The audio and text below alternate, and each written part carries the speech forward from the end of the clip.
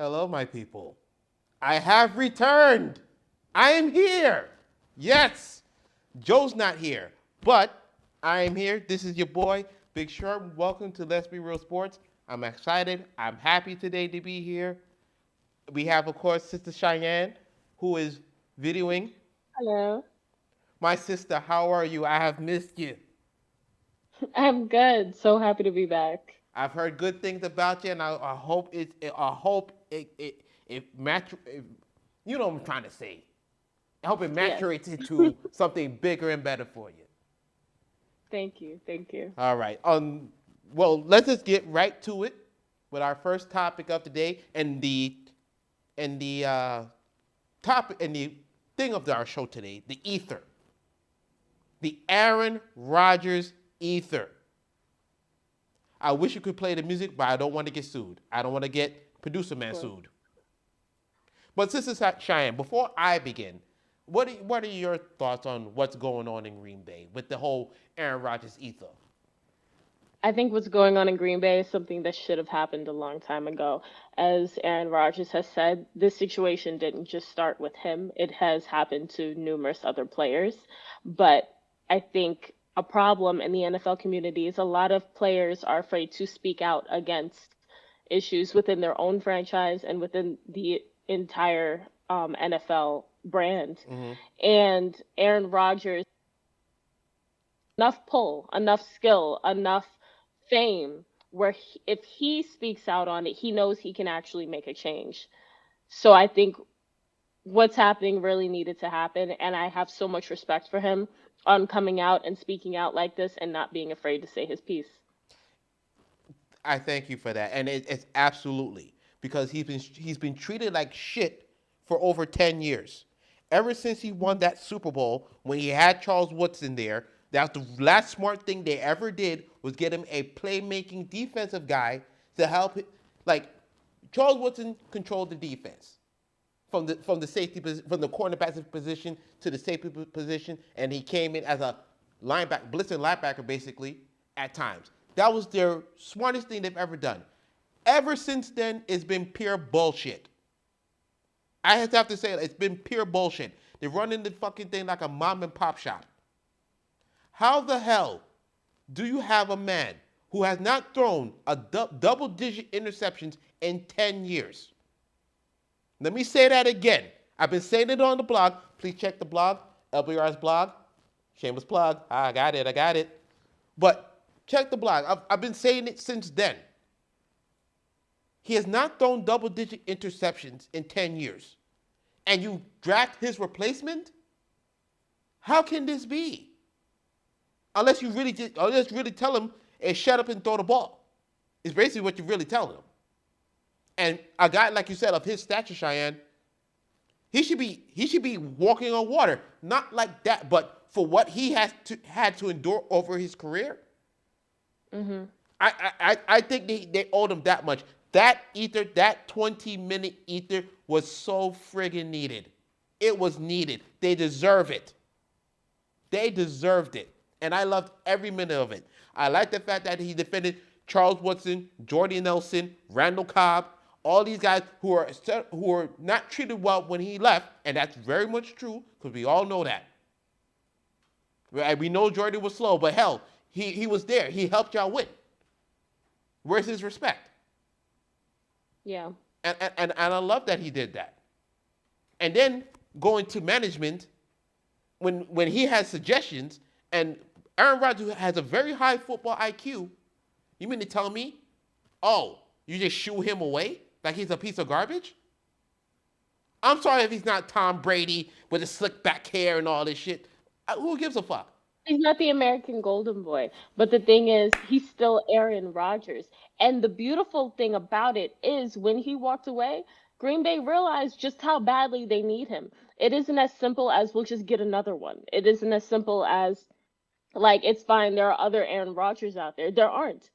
What Aaron Rodgers brought to this team is very rare and it's very important, it's very special, and it's what brings championships. And they needed consequences in order to acknowledge that because too many players have let them get away with disrespecting them and basically just doing whatever they want. because they own the franchise and they're able to do whatever they want because everyone wants to be an NFL player so bad that they'll settle for the disrespect. But Aaron Rodgers doesn't have to do that because he is Aaron Rodgers. You know how many teams would take Aaron Rodgers if given half the chance? And the Green Bay was just like, "Oh, it's fine. Like, we'll just do whatever." You can't do that. And now Aaron Rodgers is like, not only am I not standing for it, I'm retiring. Like I'm out of it. I'm not doing this anymore. And I respect that wholeheartedly. Because they sat there and they had to give up everything. They basically gave the man control of the whole goddamn team now. If he says, I want this guy, you better get him that guy, or he going to cause hell. And he can just say, listen, I want to be traded.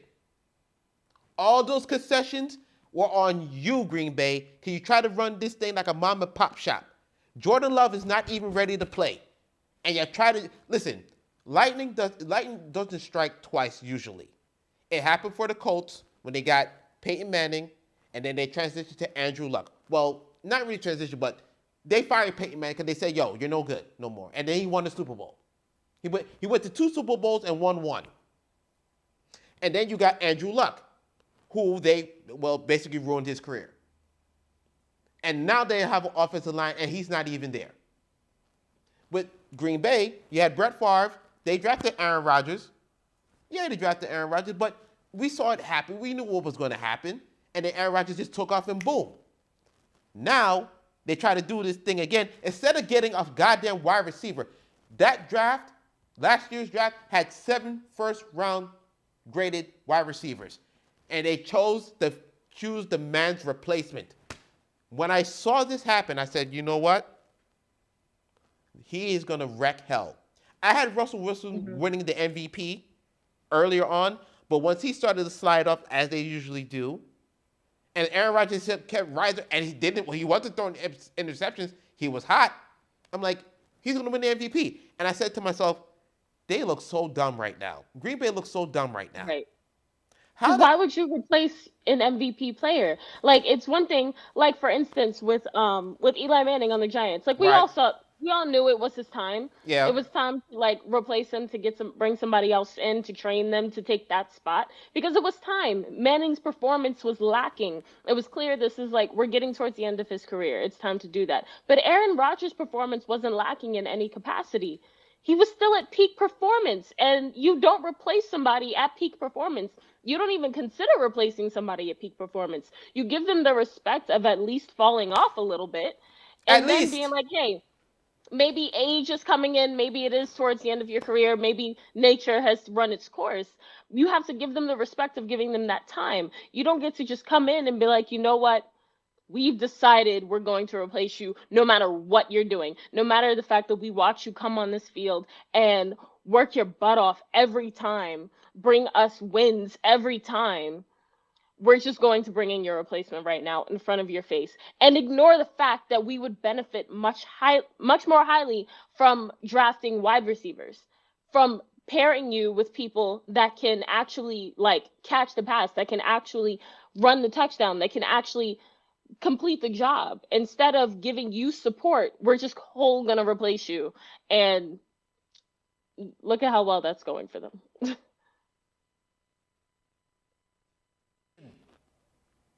And on the field, I've been speaking adamantly about what happened on the field in the NFC Championship game. And I'm going to say it again because it has to be said. Because Aaron Rodgers basically told y'all that they screwed up. How in the flying fuck do you sit there and go and kick a field goal on 4th down when your defense and Kevin King were getting burnt and toasted and torched the whole game? How? You have no nuts. Your coach had no nuts. Your coach had no nuts. And you trusted Kevin King, who is still on the team. Hey, y'all must like him. That's okay. But he cost y'all the game, basically. Aaron Rodgers threw 3 touchdowns. He had over 300 yards.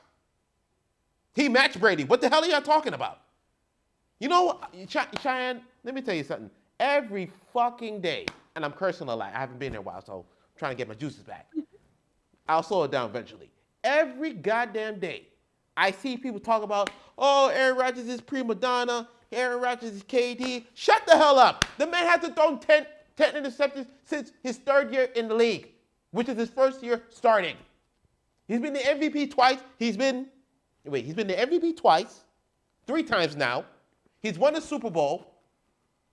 And in the course of all this, you couldn't get this man weapons at the wide receiver position. Everybody keeps talking about MVS, and everybody knows his name. Montel Valdez-Scantling.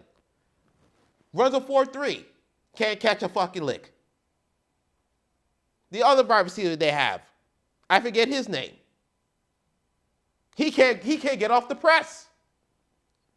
Only Devontae Adams can get off the press. It can't work.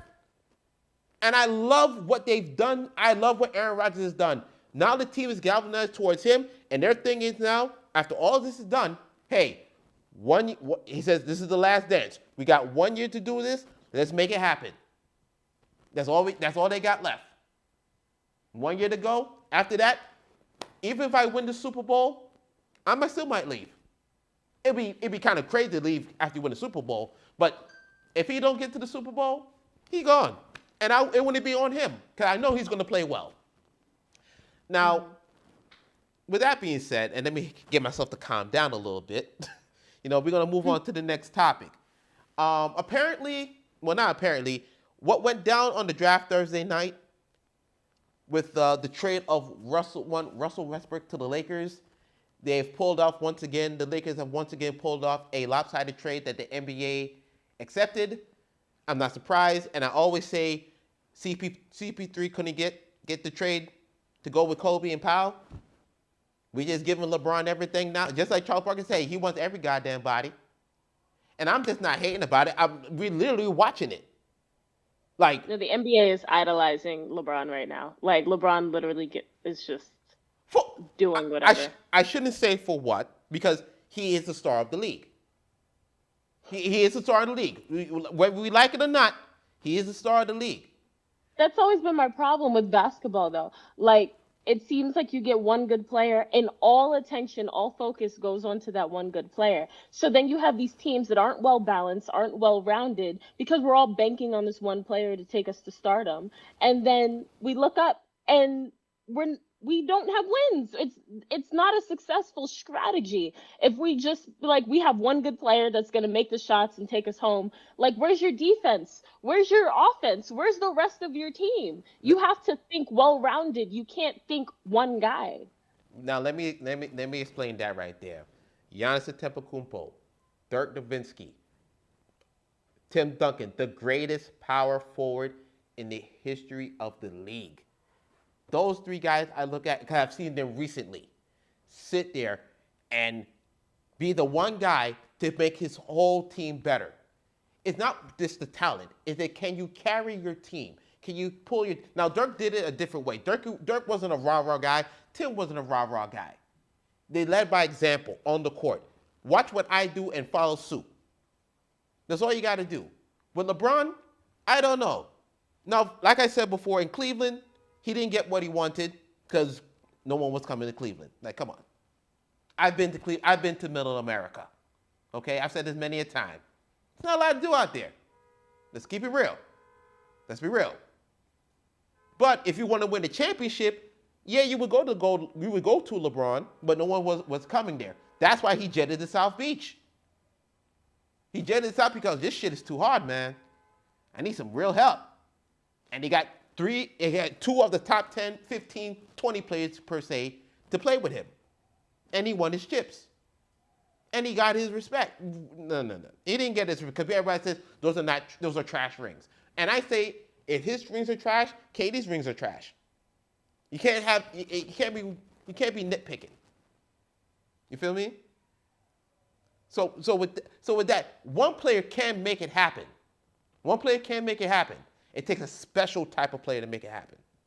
A very talented special player. Giannis Antetokounmpo, very special. 2 MVPs, Defensive Player of the Year, Most Improved Player, Finals MVP. He's already made his career already. His career is damn near set. All he has to do is keep winning championships, get the numbers, and who knows where he can go. So a star can do it, but it takes a special star. But also, of course, like you said, it takes a team. The team has to buy into the star. And the team brought it to They knew what they had. They just had to get the pieces around it to make it work. And now, what I'm saying now with LA, in LA's case, now they get Russell Westbrook. The thing is, and a lot of people are saying this, how would they coexist? And my thing is this. First and foremost, I think LeBron needs to sit down with Russell and tell him, bro, you need to get back to the mid-range game that you had at the early part of your career. It was the most deadliest thing with him and KD. He would just feed off KD. If KD was hot, give it to Russ right there, mid-range in that 20-foot range. He was deadly. That's how they made it to the finals that year in 2012 to face LeBron. He went away from that once the three-pointers started happening. Once Steph Curry came on the scene, he was jacking up threes. And I'm not lying. Go look it up. And when people finally told him, stop shooting goddamn threes because you're breaking the hell out of everything, he became this triple-double machine. Now, no one will ever question his heart, his determination, because he just has it. But now you're asking him to be with LeBron and AD. AD's going to go to the 5. I feel like they're going to play stretch out. You have to stretch the floor out with that type of people on the floor. Now, you're asking, so who's going to be shooting the threes? Well, I heard Mitch McClub they signed. I know it's not a big name like that. I heard they're looking at J.J. Redick. They're looking at Melo. They're trying to get the Banana Boat crew probably back together, for one run. But I think for me, the Lakers right now, they're still flawed because who's shooting the ball? When you drive and kick, who's going to you have to trust that these guys can make it. And the best shooter on the team right now is AD. And he's going to be playing a stretch 5. I don't know if you want him shooting threes like that all the time. He's going to be good in the paint, of course. But when you stretch him out now, do you want him shooting all those threes? Because that's what you're going to have to do. Or they can go back to what they did when they won the championship in the bubble. They're going to pack that sumbitch in. They're going to sit there, play bully ball all day, and pray to God that they get the foul calls. I mean, that's what I see right now. And now the question is, would that team beat the Brooklyn Nets? I say no. Because they ain't got no shooting. And I'm going to tell y'all again, when healthy, ain't nobody stopping Kyrie. And y'all know that. Russell Westbrook ain't stopping no Kyrie. LeBron ain't stopping no Kyrie. Ain't nobody stopping that man. If he stays healthy, you ain't nobody stopping that man. Nobody. So for the Lakers, this is a championship run, of course. But y'all don't got that type of shooting. And that's going to be the problem when that gets to the point. If it gets to that point. Because you still got Milwaukee. You can't disrespect the champion. Although Vegas has Brooklyn winning the championship next year. And then the Lakers come second. And then Milwaukee, which is great for Milwaukee anyway. Because they're kind of like under the radar again, even though they're the champion. It's a crazy setup how the NBA is now, but we're going to get it. And in the end, like I always tell people, because the NBA is telling you a story, you will see Brooklyn, you will see the Lakers, it's going to happen. They were fine with Milwaukee winning this thing, and it was a great seed. But we know what the NBA want. They want theater. They gave us the 1 year of, hey, Milwaukee, everything's great. Watch now next year. Brooklyn and LA. The battle of the X's. It's going to happen. I'm telling y'all. Y'all mark this down. Brooklyn versus LA. I know somebody's watching. Go ahead. Honestly, I think Brooklyn's going to take it. I'm not going to lie to you, sure. Who's stopping Kyrie? That's the thing. Y'all got all these size and everything, but you can't stop them making that basket. Y'all done. Because KD gonna give you 30 automatically. Mm-hmm. James Harden, he's gonna give you a triple-double, a near triple-double. And then you can't stop this man, Kyrie, from shooting. And once he get hot, you can't stop him. Yeah, Brooklyn's team is padded right now. It's an easy win. It's not even an easy win, but it's definitely in their favor. The way that they stocked up players, like, it should be considered cheating, honestly. It's not cheating. Blake ain't that good. Blake ain't that good. Blake gave great minutes. He gave heart. He was scrapping. But the combination of such strong players for Brooklyn. And that's what I've been saying. It's a formula. Like that's what I'm saying. We can't bank on one player. Lakers have a history of banking on like one or two, maybe three players to take it all. And I get it. It has worked for them. It Hmm. has made them into who they are today. The Lakers, we understand who they are. But I think a really good team worth their salt has a formula. And Brooklyn figured out that formula.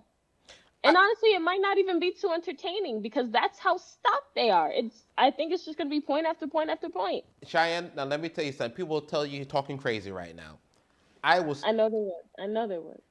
I will say the Lakers would have a shot, but what they're gonna have to do, I can't see them doing because somebody has to corral Kyrie, somebody has to corral KD.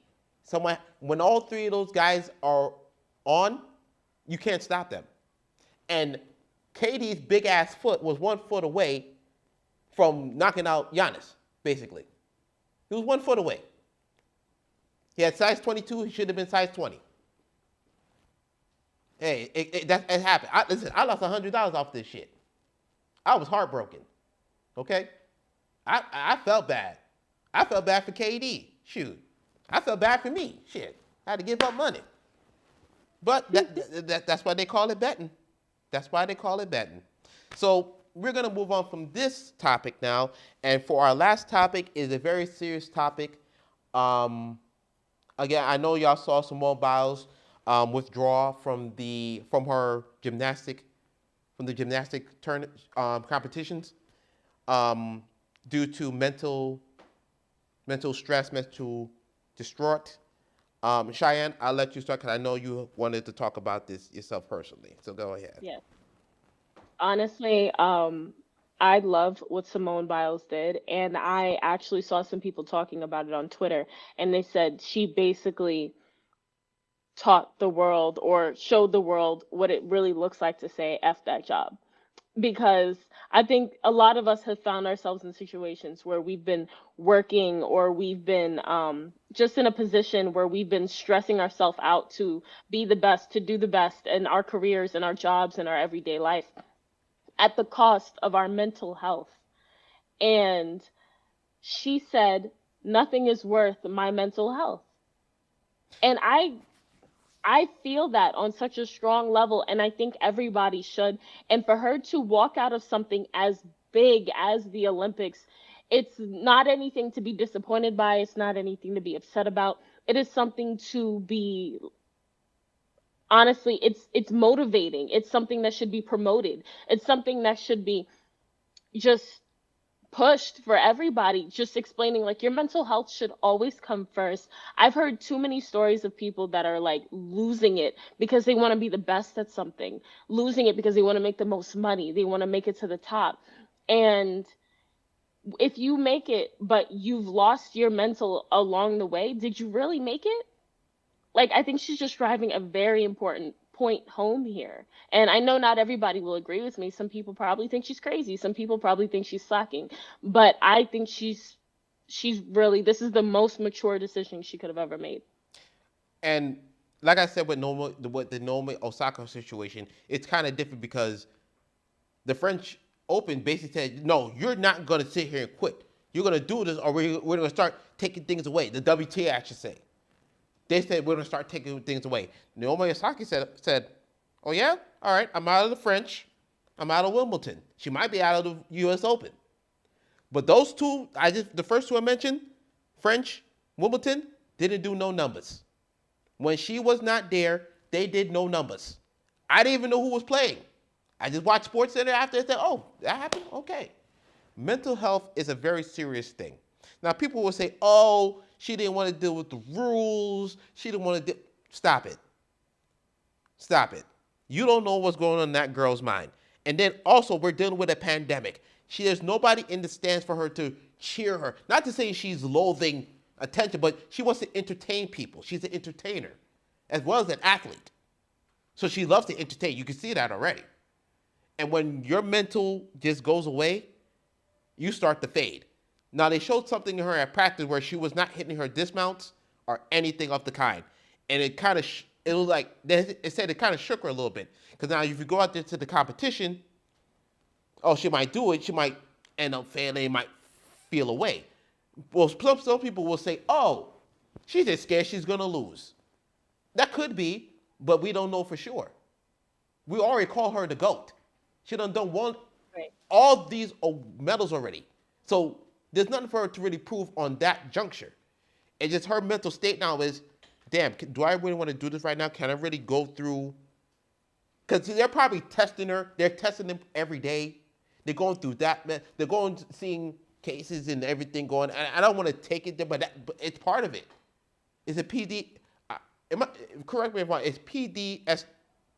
How do you say it again? PDSTD or something like that? Oh, PTSD. Thank you.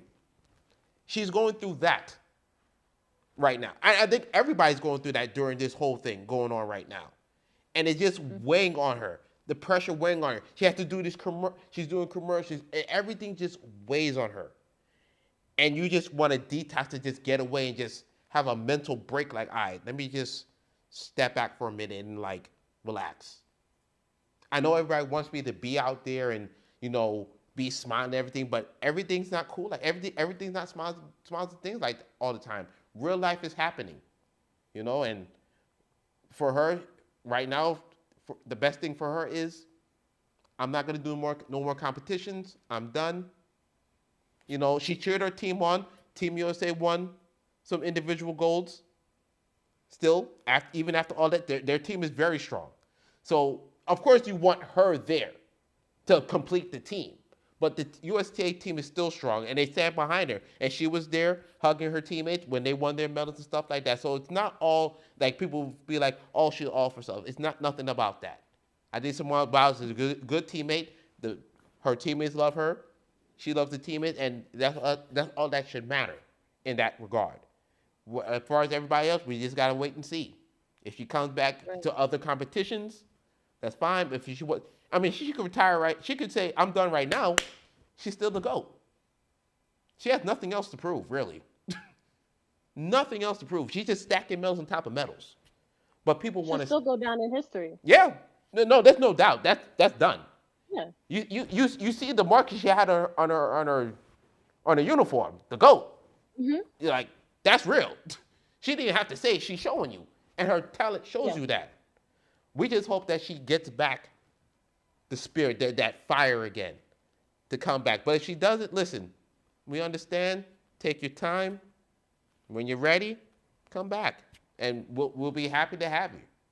We'll be happy to see you do what you do best that virtually no one else can do. Let's be serious. There ain't nobody else doing that. Come on. they done named flips and everything after this woman. Come on now. Right. She etched and sewn. But whew. Like I always say, this is not easy to do, hosting, stuff like that. I'm the shooting guard. Joe's the point guard. So hopefully the point guard will be back next week. I won't be here next week, but in a couple of weeks, the trio should be back. I hope. Yeah. I hope. I'd like to thank y'all for watching. Please check us out. Please check me out. Let me talk about myself first. Check me out on the blog. Me and Brother Q are back. I do one post every day. I don't want to flood y'all timelines with all that stuff every 2, 3, all that stuff. One post a day, maybe 2. Check it out, LBRS blog on Facebook. Also, if you have any questions or anything like that, check out the GSN page as well at giftedsounds.com. You can tell Brother Lance, shoot us some stuff, and we'll, get right on that. Besides that, Sister Cheyenne, I thank you for coming back. It was good to see you again. Yes, of course. Thank you. To my people, I'm back. I was here, baby. I was here for y'all. I might have messed up a few times, but that's okay. I'm always trying to improve, trying to get better, So with that, I say have a good day, and we out. Peace.